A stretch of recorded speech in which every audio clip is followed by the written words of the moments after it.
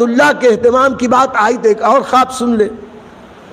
حضرت عبداللہ رضی اللہ تعالیٰ عنہ جو نبی کریم صلی اللہ علیہ وسلم کے والد ماجد ہیں، جب یہ جوان ہوئے ایسے وقت میں ایک سفر میں حضرت عبد المطلب یمن گئے۔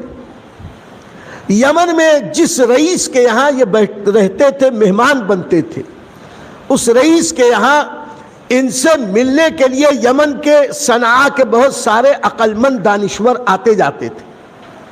ایک دن ایسا ہوا کہ حضرت عبد المطلب یمن گئے ہوئے تھے تو ایک شخص ملنے کے لیے آیا، بات چیت ہو رہی تھی۔ بات کے دوران اس نے یہ کہا کہ اے سردار مکہ، اے قریشی مہمان، اگر آپ اجازت دیں تو میں قریب سے آپ کی ناک دیکھنا چاہتا ہوں۔ غور فرمائے، ہمارے نبی کو اللہ نے کتنا ظاہر و باہر کیا تھا، نبی کی کتنے چرچے تھے۔ ابھی نبی تو آئے نہیں ہیں دنیا میں، ان کے دادا یمن گئے ہیں۔ تو ایک دانشور کہتا ہے کہ اے جناب عبد المطلب، میں آپ کی ناک دیکھنا چاہتا ہوں۔ حضرت عبد المطلب نے کہا کوئی بات نہیں، دیکھ لو۔ کہا قریب سے اچھے سے دیکھنا چاہتا ہوں۔ کہا دیکھ لو۔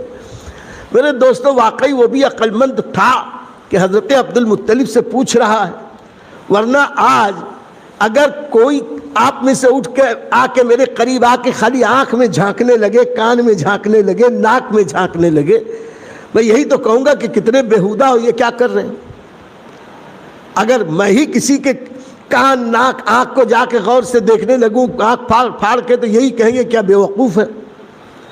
اس شخص نے کہا اے سردار، میں آپ کی ناک دیکھنا چاہتا ہوں۔ اجازت مانگی تو کہا دیکھ لو۔ کہا اور قریب سے دیکھنا چاہتا ہوں۔ کہا اور قریب سے دیکھ لو۔ وہ آئے، آ کے حضرت عبد المطلب کی ناک کو قریب سے دیکھا، اور دیکھ کے حضرت عبد المطلب کی ناک کے نتنوں کو اندر دیکھا، اور دیکھنے کے بعد کہنے لگا مبارک ہو اے سردار، مبارک ہو۔ تو حضرت عبد المطلب نے کہا کہ کاہے کی مبارکباد دے رہے ہو؟ کہا میں بادشاہی کی مبارکباد دیتا ہوں اور روحانی شہنشاہی کی مبارکباد دیتا ہوں، دنیاوی بادشاہی کی مبارکباد اور روحانی بادشاہی کی بھی مبارکباد۔ حضرت عبد المطلب سمجھ نہ پائے، کہنے لگے میں سمجھا نہیں۔ کہنے لگے کہ میں پرانی آسمانی کتابوں، پچھلی آسمانی کتابوں کا ماہر ہوں، میں نے بہت ساری آسمانی کتابیں پڑھی ہیں۔ ان آسمانی کتابوں میں سب میں ایک بات ذکر ہے کہ نبی آخر الزماں تشریف لائیں گے، نبی خاتم پیغمبرہ تشریف لائیں گے، آخری نبی آئیں گے، تو ان آخری نبی کی یہ پہچان ہوگی۔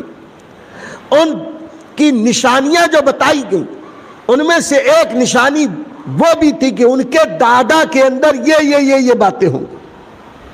وہ ساری باتیں آپ کے اندر تھیں، لیکن کچھ نشانیاں ایسی تھیں جو آپ کی ناک اور ناک کے اندر نتھنوں کے ذریعے معلوم ہوتی۔ آج میں نے آپ سے وہ اجازت لے کے وہ بھی دیکھ لی۔ سنو، یہ بادشاہت، یہ روحانی سلطنت دو منافوں کے درمیان ہے۔ دو منافوں کے درمیان۔ حضرت عبد المطلب کو سمجھ میں بات آ گئی کہ ہو نہ ہو اللہ تعالی میرے بچوں میں سے ایک بچے کو ایسی روحانی، دینی، دنیاوی سلطنت دے گا، وہ عظمت دے گا کہ جو کسی اور کو نہ ملی ہو۔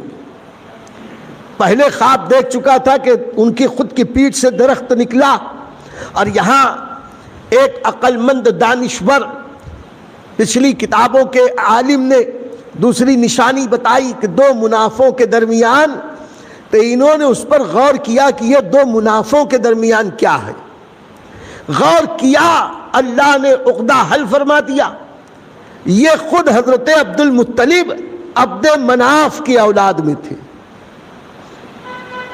عبداللہ ابن عبد المطلب ابن ہاشم ابن عبد مناف ان کے دادا کا نام تھا۔ یہ سوچنے لگے کہ اس نے کہا دو منافوں کے درمیان، غور کرنے لگے کہ مکے میں عرب میں کون دوسرا عبد مناف ہے جو بہت اچھا، بہت مشہور، بہت شریف. تو اسے عبد مناف ابن زہرہ نظر آیا، وہ جو بی بی آمنہ کے داداؤں میں ہے.